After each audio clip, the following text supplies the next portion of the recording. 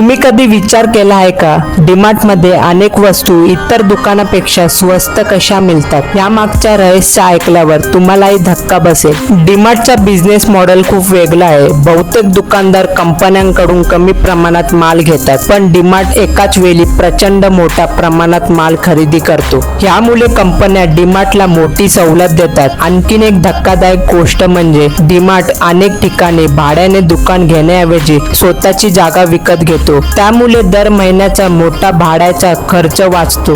तसंच डीमार्ट जाहिरातीवर फार कमी पैसा खर्च करतो. टीव्ही, मोठमोठ्या बिलबोर्ड्स किंवा सेलिब्रिटी प्रमोशन यावर खर्च करण्याऐवजी ते ग्राहकांना थेट कमी किमतीत वस्तू देतात.